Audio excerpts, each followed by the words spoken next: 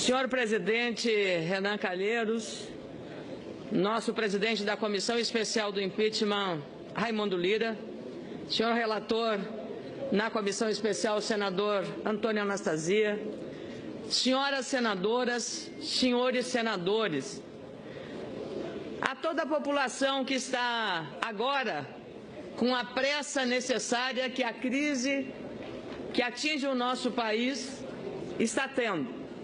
Mas nesta casa, no momento em que estamos escrevendo uma página na história política brasileira, tão grave e tão especial, precisamos, sim, de paciência, de serenidade e de responsabilidade. E é exatamente por isso que começo a falar usando palavras de um líder espiritual que o mundo se encantou exatamente por ter um comportamento de humildade, de credibilidade, sintonizado com o seu tempo. Papa Francisco, nesta manhã, falando na Praça de São Pedro, no Vaticano, aos milhares de fiéis do mundo inteiro, olhando para o Brasil, declarou: desejo que o Brasil siga pelo caminho da harmonia, da paz, para superar os momentos de dificuldade que atravessa. E é exatamente a harmonia que nós precisamos, a compreensão. Aliás, esta mesma atitude pautou também uma declaração feita pelo líder Barack Obama numa visita feita à Argentina, quando disse: cabe aos brasileiros soberanamente deliberarem neste momento difícil da vida deste país. A responsabilidade do que estamos fazendo hoje cabe tão somente e exclusivamente a nós, senadores, porque esta casa, a partir de agora, é um tribunal político.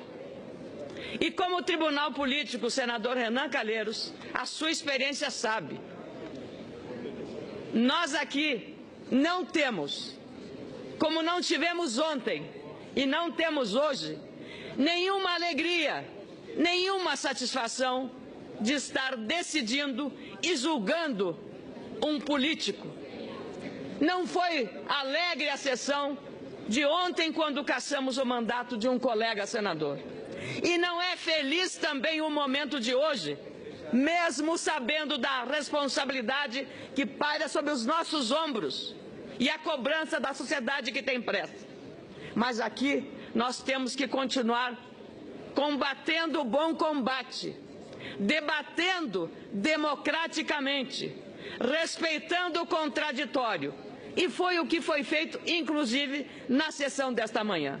Não me incomoda absolutamente, em nome da democracia, o direito de todas as questões de ordem levantadas aqui, de todos os posicionamentos, porque isto é a prova mais clara de que todo o contraditório, toda a ampla defesa foi respeitada pela Casa, não havendo e não abrindo possibilidade alguma para que a denunciada, a senhora presidente da República, ou seus advogados, defensores aqui, com tanta lealdade, e eu estando do outro lado, respeito aqui aqueles advogados que, com uma fidelidade exemplar, defenderam a senhora presidente.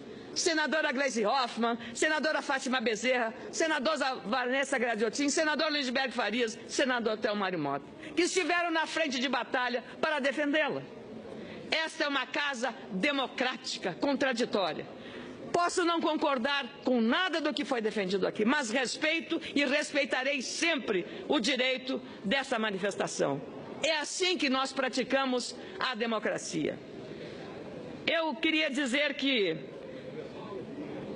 reconhecendo que nós combatemos o bom combate, fizemos o bom debate, o rito deste processo, o rito do processo que estamos seguindo, foi definido ali pelo Supremo Tribunal Federal, garantindo à Presidente da República amplo direito de defesa e também do contraditório.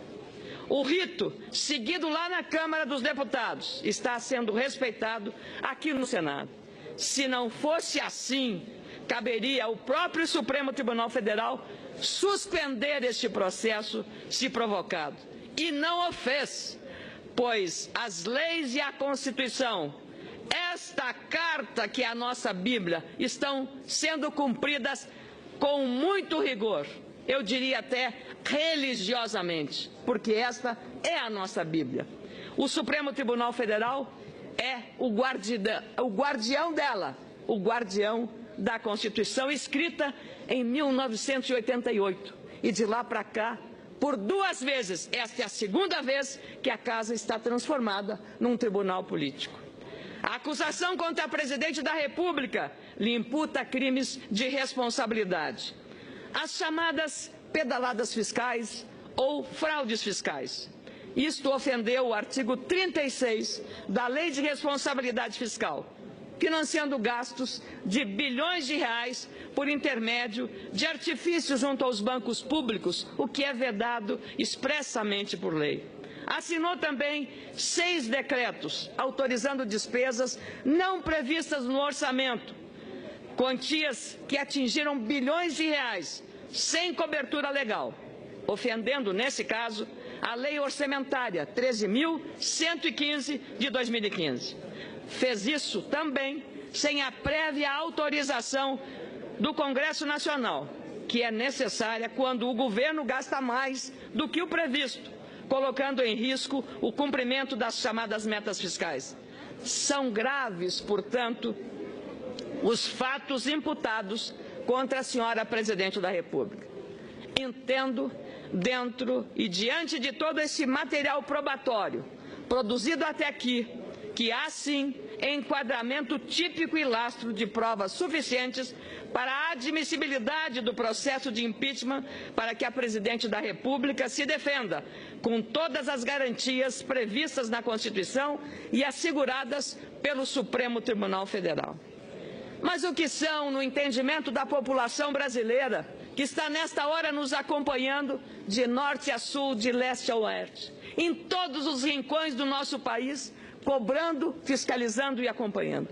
O que na prática significa para a população brasileira que está acompanhando este processo com avidez, com interesse, mas sabem que isto e essa decisão tem impacto no seu cotidiano. E o que são pedaladas fiscais que pode não ter a compreensão técnica, já que isso é uma questão usual e compreensiva para os especialistas. O que são pedaladas fiscais? O que é não respeitar a lei orçamentária do país? O que é fazer decretos sem autorização? O que isso provoca no dia a dia dos brasileiros? O que isso provoca? O que isso provoca?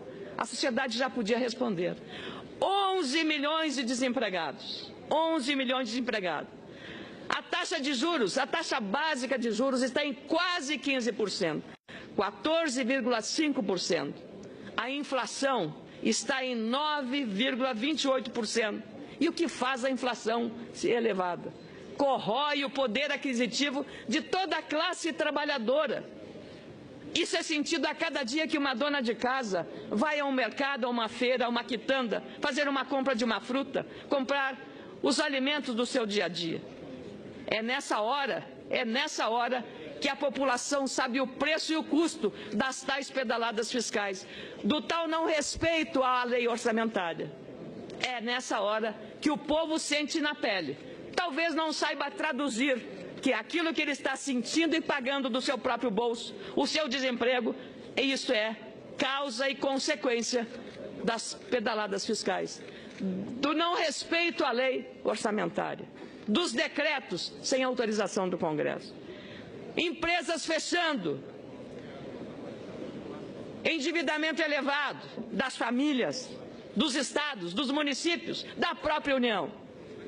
Só na saúde, o déficit deste ano são 20 bilhões de reais no orçamento, 20 bilhões já contratados. E o que isso significa para o cidadão que bate à porta de um hospital e não encontra vaga para a sua internação?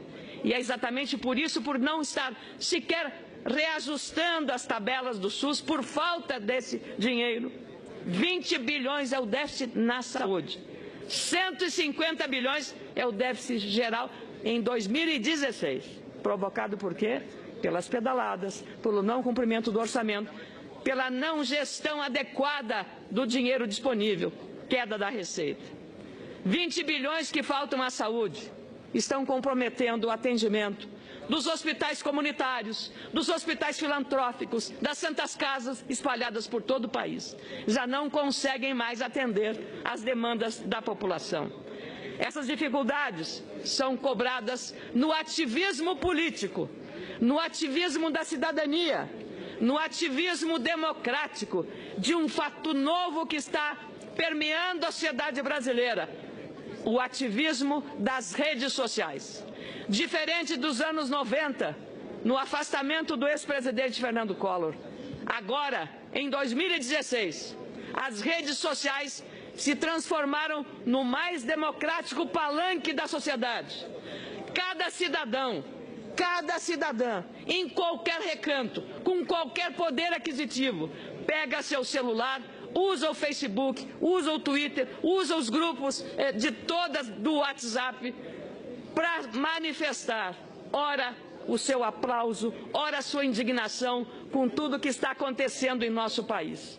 E é exatamente isto que reforça que o que estamos vivendo hoje é a consolidação democrática de nosso país, com as instituições funcionando no pleno vigor. O Supremo Tribunal Federal, o Executivo e o Poder Legislativo. E é exatamente essa consagração dos valores e dos princípios democráticos que nos anima a ter serenidade, responsabilidade e a certeza de estarmos hoje, senhor presidente Renan Calheiros, cumprindo com a nossa responsabilidade, com a expectativa que a sociedade brasileira inteira, voltada hoje para esta casa, neste momento, aguarda de nós. Serenidade, responsabilidade. A sociedade tem pressa, presidente, mas nós não podemos atropelar o processo que aqui está em curso nesta casa, no nosso Senado Federal, que está, como eu disse, transformado agora num tribunal político. E é exatamente por conta disso que nós temos que zelar, continuar zelando, continuar trabalhando como Vossa Excelência. Ontem, na decisão que fez, com muita responsabilidade e altivez, negou aquela manifestação da Câmara inadequada, inoportuna, eu diria até equivocada e esdrúxula para o momento que nós estamos vivendo. Então, Vossa Excelência está aqui, sim, se pautando pelo que determina não apenas esta Constituição, que Vossa Excelência ajudou a escrever em 1988, mas também seguindo o que determina o regimento interno da nossa Casa. É por isso que a sociedade está aguardando de nós esta palavra. E o meu julgamento aqui será um julgamento no convencimento do que está contido no relatório do senador Antônio Anastasia, feito com precisão, com conteúdo, com fundamentação inquestionáveis e qualidade para qualquer especialista, ao lê-lo, respeitá-lo, exatamente pela responsabilidade, como fez este relatório aprovado por 15 votos a 5 na comissão especial presidida pelo senador Raimundo Lira. Esse é um momento histórico e nós não vamos dar as costas à sociedade brasileira. Ao contrário, de braços dados com a população que nos acompanha neste momento, estamos dando uma resposta que eu tenho certeza é a que ela espera. E este fato e esta página da história está mostrando mais uma vez que ninguém, nem a presidente da República, nem o vice-presidente, nem o presidente do Senado, nem o presidente da Câmara, nenhum governador, nenhum prefeito, nenhum senador, nenhum deputado estão acima da lei. A lei é para todos e temos a obrigação e o dever de respeitar a lei. É exatamente por isso que encaminho o meu voto favorável ao impedimento e à admissibilidade deste processo. Muito obrigada, senhor presidente.